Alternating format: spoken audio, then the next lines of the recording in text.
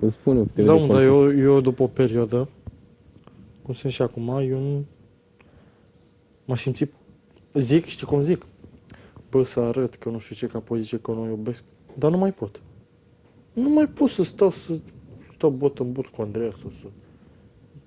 Că ne mai zice lumea că voi nu vă pupați și nu știu ce, că ne critică lumea că voi stați pentru bani sau chestii de genul și că nu mai stăm bot în bot. Știu. Păi dar nu mai pot, nu mai stau bot în bot forțat. N-am mai și eu mai iau, dar nu non-stop, că te satur, nu mai te gândești la pupat, că viața și căsnicia nu stăm pupat. Pe mama cu tata se mai pupă, mai zice mama lui tata cu iubește, păi cred că din an în Paște zice.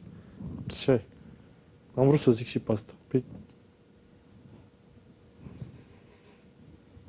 Și depinde și de persoană, că mai sunt și de așa la 60 de ani de se țin de mână și se pupă. Ai văzut?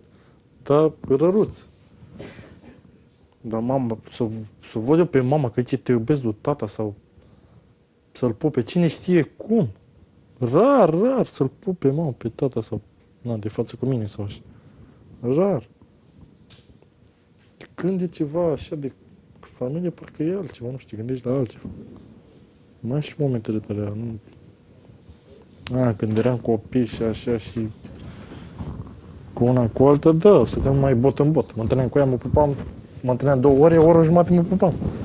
Că nu, ce să faci altceva?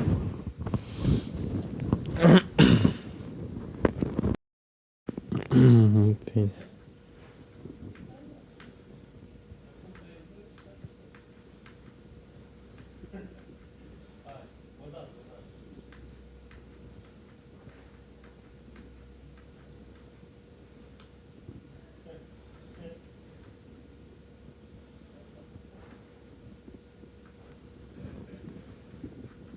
Cum o să duc să-i verifici toba, ești nebun?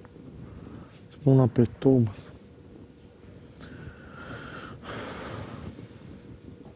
Să urmărești.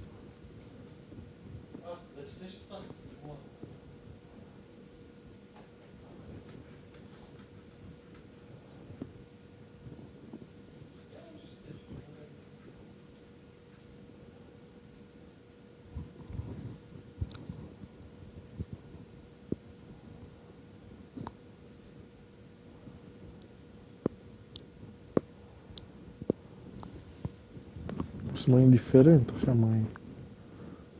Nu prea îmi place să arăt, să vorbesc. Fine, la început, dar apoi mă schimb, nu știu de ce. Nu mai place să stau, să... Sunt și dintr-o bucată așa. Am ori alb, ori negru.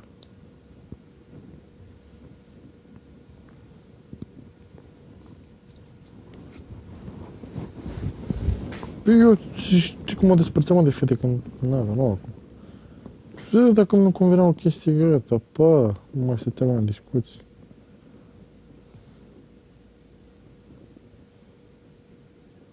Să nu-mi placă mie ceva. Sau să... Nu știu, să vorbească cu unul pe mes.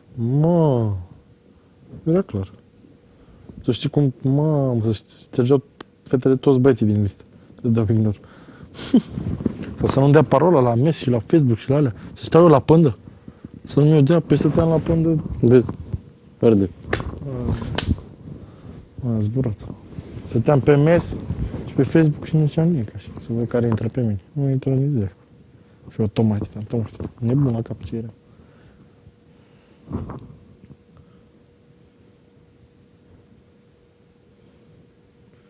Ce mai stăm pe mes, mă? Eu mai mulțumit de asta. Îi bagi o cameră aici în ochi.